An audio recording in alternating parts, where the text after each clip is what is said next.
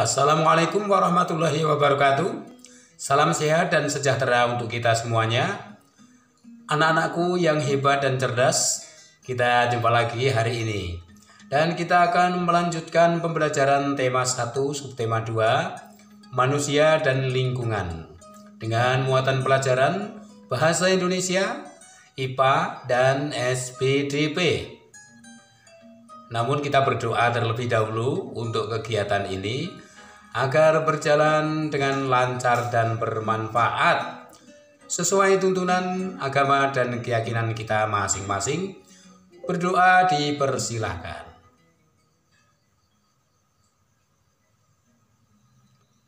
Berdoa cukup. Bagaimana anak-anak, sudah siap? Kita langsung menuju arena belajar dengan bersepeda. Berangkat.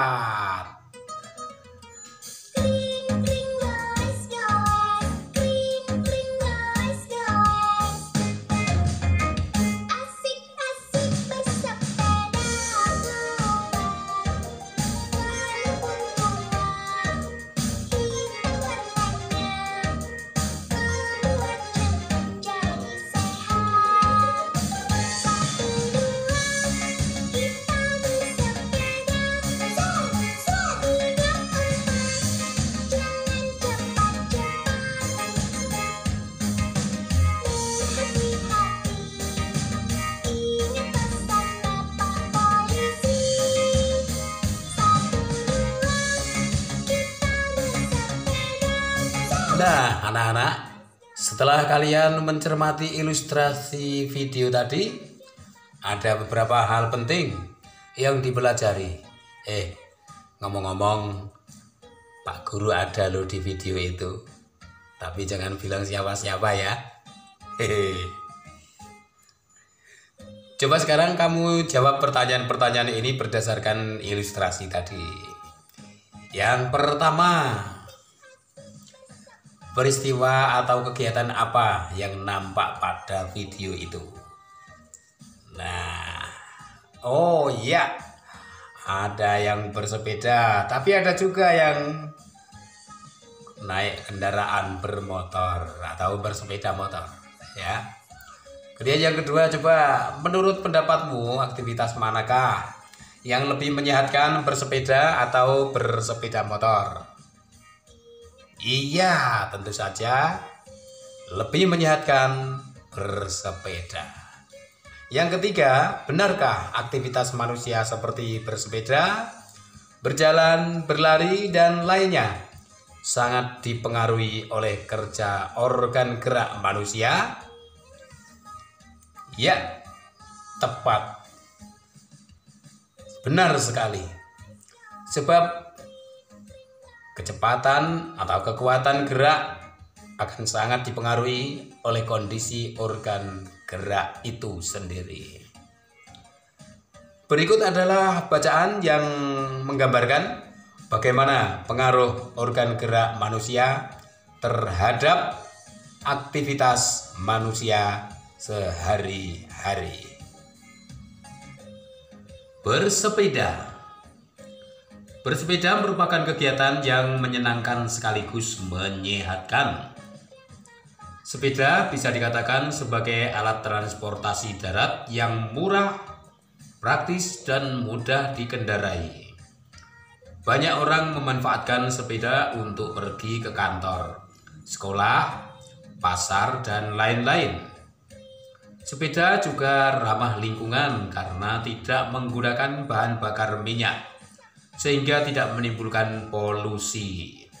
Selain itu, dengan bersepeda juga dapat menjaga dan meningkatkan kesehatan tubuh kita. Bersepeda dapat mengencangkan otot-otot tubuh. Bersepeda tidak hanya melibatkan bagian kaki saja, bahkan banyak yang menganggap bersepeda hanya dapat mengencangkan otot-otot bagian betis dan paha saja. Namun sebenarnya bersepeda merupakan latihan fisik yang hampir melibatkan setiap bagian tubuh. Selain memperkuat otot-otot bagian kaki dan paha, Bersepeda secara rutin juga akan mengencangkan otot-otot bagian belakang, pinggul, dan lengan. Jika bersepeda secara rutin, kesehatan jantung kita akan tetap terjaga. Selama bersepeda, jantung berdetak lebih cepat dari biasanya. Efek positif terhadap jantung ini tentunya juga akan membawa efek-efek positif lainnya, seperti melancarkan peredaran darah dan oksigen. Dengan demikian, kita bisa terhindar dari munculnya gangguan-gangguan yang berkaitan dengan jantung dan peredaran darah dalam tubuh. Salah satu pilihan yang bijak untuk menjaga stamina dan daya tahan tubuh adalah dengan bersepeda. Bersepeda secara rutin dapat meningkatkan stamina dan daya tahan tubuh.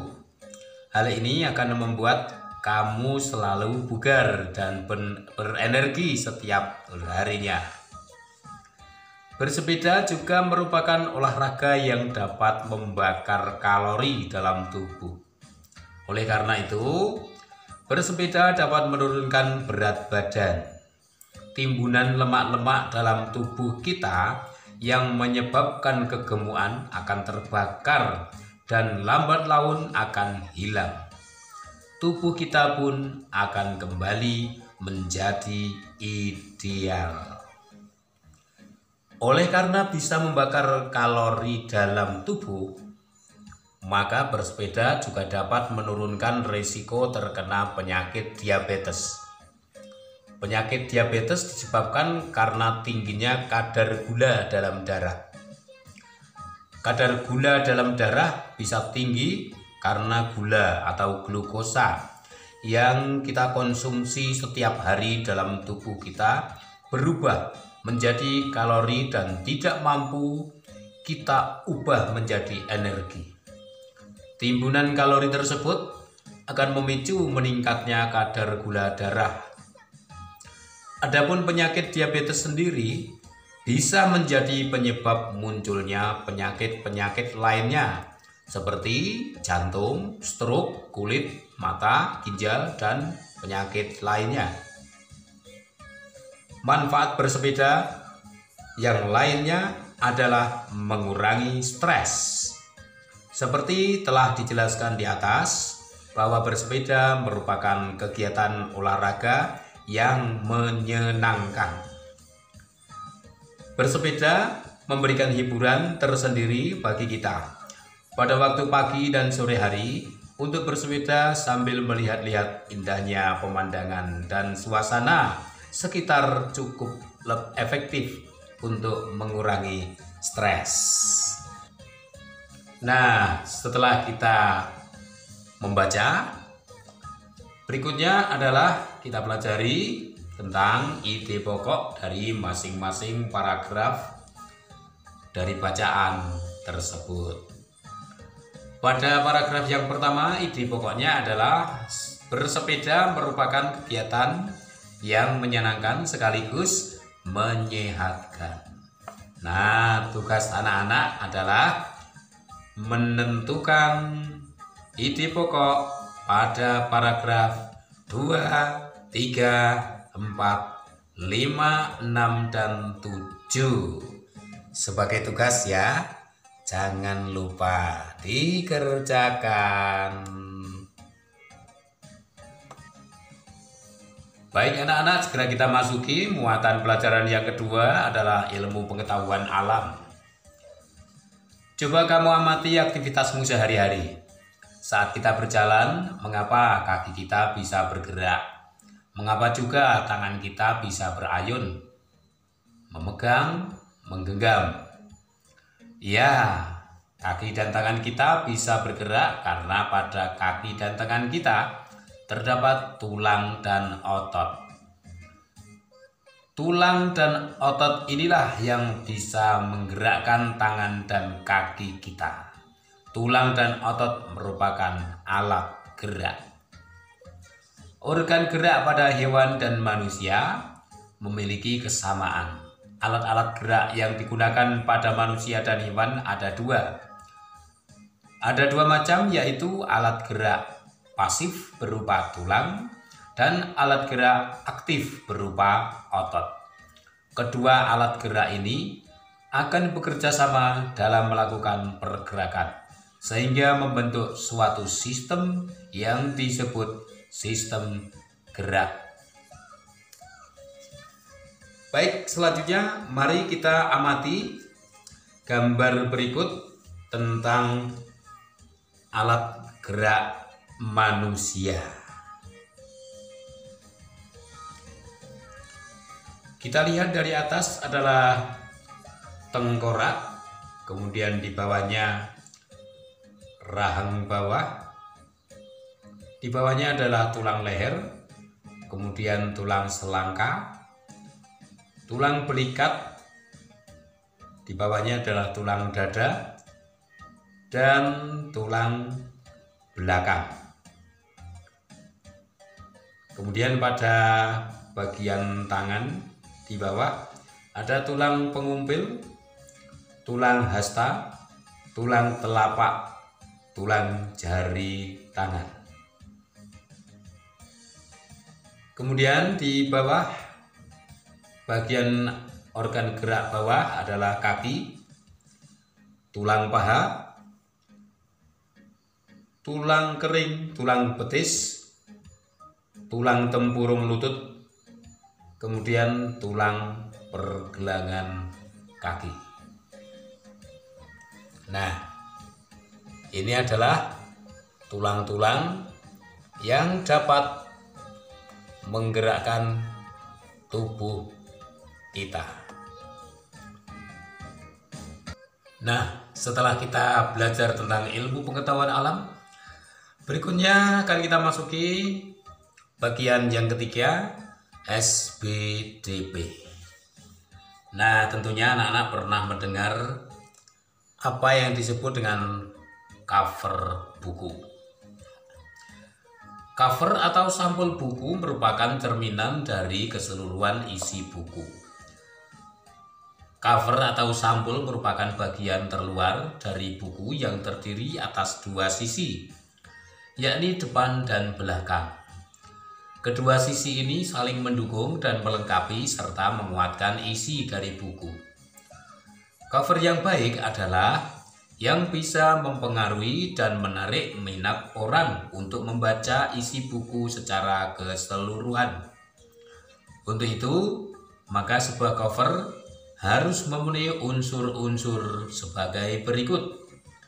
Pertama, terdapat judul dengan pemilihan jenis huruf yang menarik dan mencolok. Kedua, terdapat kalimat penjelas judul yang singkat dan mudah dipahami. Yang ketiga, terdapat nama penulis. 4. Terdapat identitas penerbit. Yang kelima, menyertakan gambar yang menarik. 6. Terdapat sinopsis isi buku pada sisi belakang. Kemudian yang ketujuh adalah terdapat identitas buku pada punggung buku. Nah, tentunya di hadapan anak-anak ada buku yang bisa digunakan untuk contoh. Sekarang giliranmu adalah membuat gambar pada cover atau sampul buku. Kamu dapat membuatnya berdasarkan isi bacaan atau yang lain tentang lingkungan yang sehat di sekitar anak-anak.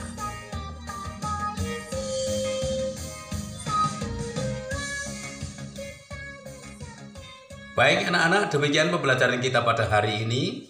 Selamat mencoba dan mudah-mudahan anak-anak memahami apa yang baru saja kita pelajari. Semoga bermanfaat. Terima kasih atas perhatiannya dan partisipasinya. Kita akan bertemu pada pembelajaran berikutnya. Sampai jumpa. Assalamualaikum warahmatullahi wabarakatuh.